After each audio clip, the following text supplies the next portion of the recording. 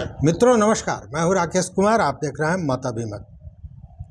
मित्रों, 2 पैग पीने में तो कोई बुराई नहीं है। आपके भी दिमाग का दही हो रहा होगा कि राकेश कुमार ये जो पत्रकार हैं ये 2 पैग की बात क्यों कर रहे हैं। तो देखिए, पैग की बात मैं नहीं कर रहा हूँ। पैग की बात कर रहे हैं जनसुराज के प्रशांत किशोर। उन्होंने कहा कि 2 पैग पीने में कोई बुराई नहीं है। सरकार बनी तो 1 घंटे के अंदर में शराबबंदी को मैं हटा लूँगा। और उन्होंने महात्मा गांधी द्वारा शराबबंदी किए जाने की बात पर दावा ठोक दिया कि कोई दिखा दे कि कहाँ गांधी जी ने ऐसी बातें की। अब आप भी सोच रहे होइएगा कि सामाजिक सुधार, समाज में सुधार की नीति को लेकर राजनीति में आए हुए प्रशांत किशोर, जो राजनीतिक रणनीतिकार रहे हैं, उन्होंने इस तरह की बात क्यों की। क्योंकि इसके पूर्व भी एक आध बार कुछ नेताओं ने शराबबंदी को हटाने की बात की थी, तो उस पर तरह तरह की बातें आई थी। तो क्या ये सामाजिक सुधार में आता है कि शराबबंदी पुनः चालू कर दिया जाए, या फिर ये राजनीतिक चुनावी फंडा है। मित्रों, कहीं ना कहीं ये चुनाव से जुड़ा हुआ एक मामला है, चुनावी फंडा है।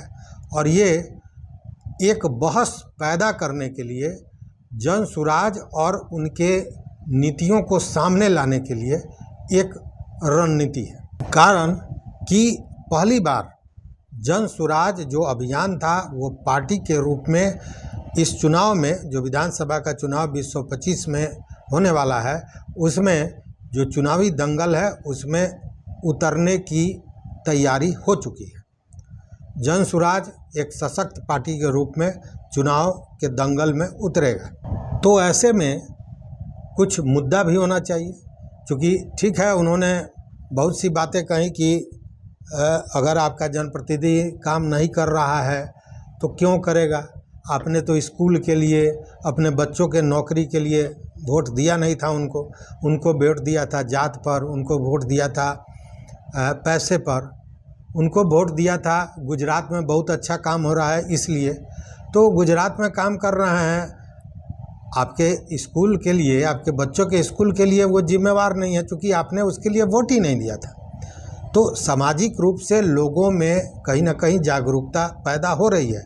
और उसका पिछले चुनाव में जो एमएलसी का था उसमें हम लोग को देखा भी था कि जनसुराज ने अच्छी स्थिति लाई। लेकिन यह जो मामला है शराबबंदी वाला, ये कहीं ना कहीं लगता है कि चुनावी फंडा है। अब देखिए कि उनका ये कहना है कि जो नीतीश कुमार ने शराबबंदी की, इससे साल में 20,000 करोड़ के राजस्व की हानि बिहार में हो रही है। साथ में शराबबंदी हुई भी नहीं, शराब घर घर बिक रहा है। और इसका लाभ, ये जो 20,000 करोड़ बिहार का राजस्व मिलता था इस शराबबंदी से, अब ये पैसा कहाँ जा रहा है? तो भ्रष्ट अधिकारियों के पास जा रहा है, पुलिस पदाधिकारियों के पास जा रहा है और शराब कारोबारियों के पास जा रहा है। और जो जनता है इसमें पिस रही है। उन्होंने यह भी कहा कि इस शराबबंदी से किसी भी देश का, किसी राज्य के मानव सभ्यता का विकास हुआ हो, ऐसा कोई प्रमाण नज़र नहीं आता है। अलग अलग कालखंड में सरकारों ने शराबबंदी के प्रयास किए। अमेरिका में भी शराबबंदी की गई। इस बात के सबूत हैं कि शराबबंदी से कोई फ़ायदा नहीं हुआ, बल्कि इसका नुकसान उठाना पड़ा। और वही उसी तरह का नुकसान बिहार को भी उठाना पड़ा है। उन्होंने यह भी कहा कि बार बार जो ये कहा जाता है कि गांधी जी ने शराबबंदी की बात की थी, तो उन्होंने कहा कि गांधी जी ने शराबबंदी की बात नहीं की थी। गांधी जी ने सामाजिक रूप से लोगों को जागरूक करने की बात की थी कि शराब से क्या हानि है, शराब से समाज पर क्या कुप्रभाव पड़ता है। गांधी जी ने ये कभी नहीं कहा कि तुम सत्ता में आओ और एक कानून बना के शराबबंदी कर दो, ऐसा गांधी जी ने कभी नहीं कहा है। उन्होंने कहा कि ये सारे जो प्रलाप हैं, ये नीतीश कुमार और उनके जो आगे पीछे रहने वाले लोग हैं, वही इस तरह की बात को फैलाते हैं। जब उन्होंने दावा किया कि अगर गांधी जी ने कहीं ऐसा कुछ कहा है तो मेरे सामने ले आए और मैं नीतीश कुमार की चरण पकड़कर माफ़ी मांगूंगा, मतलब पैर पर पड़ जाऊंगा नीतीश कुमार के। लेकिन अगर गांधी जी ने कहीं ऐसा कुछ कहा है तो उसको हमको बतावें कि कहाँ उन्होंने ऐसा कहा है। उसी पर उन्होंने एक बात कही कि अगर मांसाहारी होना अच्छा नहीं है, मांस खाने से परेशानियां होती हैं, तो इसका मतलब ये थोड़ा है कि आप कानून बना देंगे या जो मांस खाएगा उसको आप जेल में बंद कर देंगे। ऐसा नहीं होता है। तो उन्होंने इसी पर कहा कि अगर 2 पैग पी लिया जाए तो उसमें कोई खराबी नहीं है, और जैसे ही हम सत्ता में आएंगे तो 1 घंटे के अंदर में शराबबंदी कानून को हटा देंगे। इसका लाभ क्या होगा ये समझिए। शराबबंदी से एक बड़ी जनसंख्या कहीं ना कहीं रुष्ट है, परेशान है, क्योंकि शराब तो अभी भी पी रहे हैं वो। पहले जो 100 रुपये का पीते थे अब 200 का पी रहे हैं। जो पहले असली शराब पीते थे अब नकली शराब पी रहे हैं। पी तो रहे हैं पीने वाले, क्योंकि पूरा एक जाल बिछा हुआ है ऐसे लोगों का, शराब कारोबारियों का, और उनको सह मिलता है पदाधिकारियों का। अब ऐसे में वो जो लोग हैं उनका सीधा झुकाव जनसुराज की ओर होगा या जनसुराज के नीतियों की ओर होगा, जिसमें एक यह भी शराबबंदी को लेकर है। ऐसा नहीं है कि इस पर केवल प्रशांत किशोर नहीं कहा है। आपको याद होगा आरसीपी सिंह जदयू के राष्ट्रीय अध्यक्ष रह चुके हैं, नीतीश जी के बहुत करीबी थे।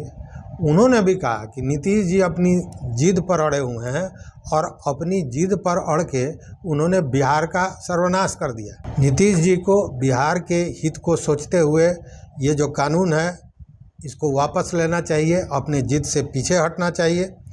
उन्होंने ताड़ी की बात की कि ताड़ी पर भी रोक लगा दिया गया, जबकि ग्रामीण व्यवस्था में जो ताड़ी छेव कर ताड़ी बेचकर अपना जीविका चलाने वाले लोग थे, उनके जीवन का क्या होगा, इस पर नहीं सोचा गया। तो उनका यह कहना है कि नीतीश जी को अपने जिद को छोड़ना चाहिए और शराबबंदी से को वापस लेना चाहिए। आपको याद होगा पूर्व मुख्यमंत्री और अभी वर्तमान में केंद्रीय मंत्री हैं सूक्ष्म एवं लघु उद्योग विभाग के जीतन राम मांझी। वो शराबबंदी पर लगातार मुखर होते रहे हैं। कई बार उन्होंने कई तरह की बातें की हैं। तो उनका ये कहना है कि शराबबंदी सिर्फ गरीबों के लिए है। शराबबंदी में केवल गरीब पकड़े जाते हैं, उनको जेल में ठूस दिया जाता है, जबकि रोज़ शाम में जो विधायक हैं और जो ब्यूरोक्रेट्स हैं वो अपने ड्राइंग रूम में बैठकर शराब पीते हैं और उनको पूछने वाला कोई नहीं है। उन्होंने कहा कि लाखों की शराब तो गटक जाते हैं लोग 10 बजे के बाद, लेकिन उनको पूछने वाला कोई नहीं है। ये केवल गरीबों के लिए ये नीति बनाई गई है और इसका पीड़ा गरीबों को भुगतना पड़ रहा है। उन्होंने कहा कि अगर शराबबंदी ही करना है तो गुजरात मॉडल पर करें। जैसे उन्होंने कहा कि गुजरात में क्या है कि गिफ्ट सिटी के नाम से शराब परोसा जाता है। गुजरात में जो लोग बाहर से आते हैं, कोई इन्वेस्टर आया, कोई पर्यटक आया जिसको शराब पीने की आदत है या शराब पीने का लत है, तो उसको बाज़ाब्ता शराब दिया जाता है। अब उनका कहना है कि गया में जो लोग आते हैं पर्यटक, तो वो शराब पीने के लिए कोई बनारस चला जाता है, कोई झारखंड में चला जाता है। तो जो ये शराबबंदी की गई है इसके लिए कुछ इसमें परिवर्तन होना चाहिए, संशोधन होना चाहिए, और ये केवल गरीबों को प्रताड़ित करने वाली जो नीति है इसको हटाना चाहिए। तो ये लगातार इस तरह की बातें होती रह रही हैं, और प्रशांत किशोर ने ये शराबबंदी पर जो बयान दिया है उसके बाद एक पूरा बहस छिड़ गया है राजनीतिक हलकों में। उसी में एक दूसरी खबर भी है, और ये दूसरी खबर बड़ी महत्वपूर्ण है, चूँकि एक विश्व प्रसिद्ध मेडिकल पत्रिका है जो चिकित्सा से जुड़ी हुई है, स्वास्थ्य से जुड़ा हुआ पत्रिका है लैंसेट। तो लैंसेट ने 2024 का जो अपना रिपोर्ट दिया है उसमें ये दिया है कि जब से नीतीश कुमार ने शराबबंदी शुरू की, नियम लागू किया बिहार में, उसके बाद बिहार के लोगों में स्वास्थ्य में काफ़ी सुधार हुआ है। घरेलू हिंसा में काफ़ी कमी हुई है, और ख़ासकर महिलाओं के साथ जो घरेलू हिंसा होती थी उसमें काफ़ी कमी आई है। मतलब कि शराबबंदी से जो सकारात्मक चीज़ें समाज में आई हैं उसकी बात यह पत्रिका कर रहा है, जो विश्व प्रसिद्ध मेडिकल पत्रिका है लैंसेट। इन्होंने ये बातें कही हैं। तो अब एक तरफ ये हो रहा है कि इसका लाभ है, दूसरी तरफ जो नेता लोग हैं इसकी खराबी गिना रहे हैं।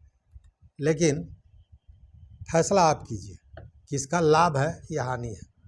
जो भी समझ में आवे या जो आपका विचार हो, आपका मत हो, निश्चित रूप से हमारे कमेंट बॉक्स में दीजिए। देखते रहिए मत अभिमत, लेकिन चैनल को शेयर करना, चैनल को सब्सक्राइब करना नहीं भूलिएगा। बहुत बहुत धन्यवाद, बहुत बहुत धन्यवाद।